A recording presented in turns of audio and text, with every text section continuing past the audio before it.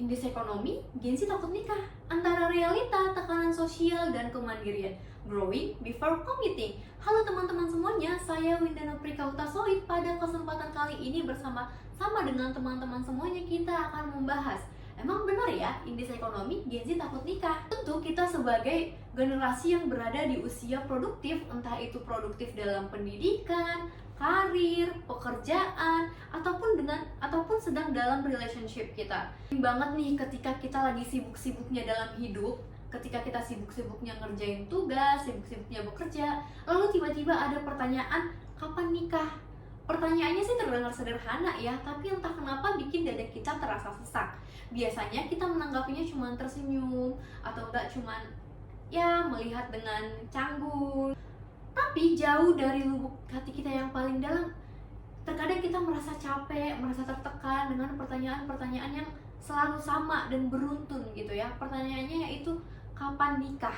Tuh ada rasa ingin berdebat nih, tentu kita ingin berantem gitu ya dengan orang yang menanyakan kapan nikah ini. Tapi kita merasa, waduh, kalau kita menanggapi, rasa-rasanya cuma buang-buang waktu, cuma buang-buang emosi kita gitu ya. Nah, bukan berarti kita sebagai Gen Z ini nih menolak cinta. Seperti di era sekarang ini, siapa yang tidak mau dicintai gitu ya, semua orang mau dicintai. Bukan berarti juga Gen Z tidak mau menikah ya teman-teman. Tapi indeks ekonomi bagi Gen Z hidup untuk hari ini bukan lagi tentang mengikuti timeline orang lain ya, dan juga bukan lagi memenuhi ekspektasi orang lain, ekspektasi keluarga, tetangga, teman-teman gitu ya. Bukan lagi membuktikan kedewasaan hanya dengan cincin di jari manis kita ya teman-teman. Jadi untuk teman-teman semuanya yang hadir bersama saya pada kesempatan kali ini, hari ini saya mau mengajak semua yang ada di sini untuk berhenti sejenak. Coba kita lihat ke diri kita sendiri, coba kita renungkan dan melihat ke belakang tentang perjalanan diri kita sendiri. Kami keputusan diri kita sendiri bahwa menunda pernikahan bukanlah sesuatu hal yang sangat besar permasalahannya gitu ya. Bukanlah suatu kelemahan, tetapi itu adalah suatu keberanian. Jadi teman-teman semuanya ini ada beberapa hal yang perlu kita lihat. Kenapa sih Gen Z di era sekarang ini menunda pernikahan? Kenapa sih Gen Z di era sekarang ini takut dengan yang namanya pernikahan? Oke, pertama-tama mari kita berbicara tentang realita dulu ya teman-teman semuanya. Data dari Kadata menunjukkan bahwa prioritas terbesar Gen Z sekarang ini adalah menabung untuk dana darurat. Maksudnya apa nih? Bayangkan generasi sebelum kita, katakanlah generasi milenial atau generasi boomers, yang mungkin mereka bisa menabung di umur 25 tahun. Mungkin tabungan mereka ketika mereka di umur 25 tahun bisa untuk membeli rumah ya teman-teman. Lalu kita lihat ke diri kita yang sekarang, mungkin umur 25 kita tidak memiliki apa-apa gitu ya. Tapi coba kita lihat ya teman-teman, untuk sekarang ini harga untuk membeli rumah saja rasa-rasanya tidak masuk akal ya teman-teman. Apalagi furniture yang rasa-rasanya harganya melonjak tinggi dibanding dengan dekade-dekade sebelumnya. Lalu ada pertanyaan, kenapa belum menikah? Gitu. Sementara penelitian lain juga menunjukkan bahwa banyak dari kita akhirnya menunda pernikahan bukan karena takut, tetapi karena ingin hidup yang lebih stabil. Ditambah melihat sekitar kita, khususnya lingkungan-lingkungan terdekat kita ya teman-teman, yang membuat kita rasa-rasanya semakin ragu untuk menikah.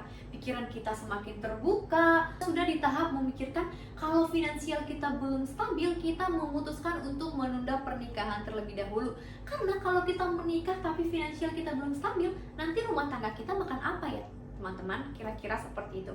Lalu ada juga tekanan sosial, kata-kata halus namun terasa sesak di dada yang seperti tadi kita bicarakan. Temanmu sudah nikah, kamu kapan? Atau mungkin ada kata-kata yang bilang, takut kamu keburu tua loh gitu. Kita dipaksa merasa tertinggal, yang seolah-olah kita dipaksa mengikuti lomba yang bahkan tidak pernah kita daftarkan. Kita tidak ingin berkompetisi gitu loh. Tetapi entah kenapa lingkungan sosial seolah-olah memaksa kita untuk ikut berkompetisi dalam kompetisi yang tidak kita inginkan gitu ya teman-teman. Setelah itu ada juga hal yang paling tidak bisa dipahami, yaitu kemandirian dan kesadaran diri.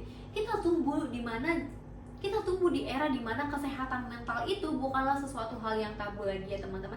Dimana kita sudah melihat teman-teman sekitar kita, lingkungan sekitar kita sudah open dengan yang namanya kesehatan mental. Yang dari kita, mungkin teman-teman yang hadir di sini menyaksikan pernikahan-pernikahan di lingkungan terdekat kita, entah itu saudara-saudara kita yang gagal dalam pernikahan, atau orang tua kita yang sering cekcok di rumah, atau teman-teman kita yang bercerai muda gitu ya. Teman-teman tidak salah ya dengan menunda pernikahan.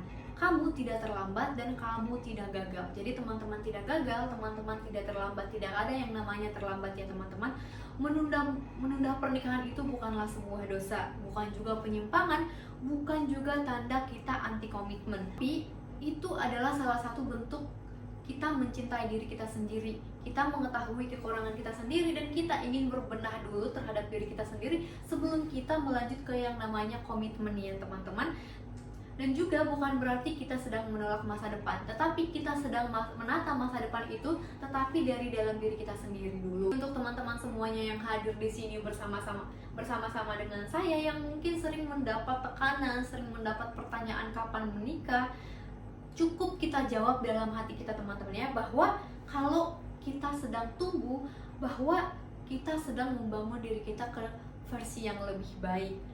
Kita perlu menjawab kepada diri kita sendiri kalau kita tidak perlu terburu-buru, kita tidak perlu terburu-buru, kita tidak perlu mengejar sesuatu yang mungkin kemudian hari bisa membuat kita menyesal. Karena sebelum kita berkomitmen kepada seseorang, kita harus belajar berkomitmen kepada diri kita sendiri. Kedewasaan tertinggi bagi diri kita sendiri. Mungkin sekian yang bisa saya sampaikan. Terima kasih.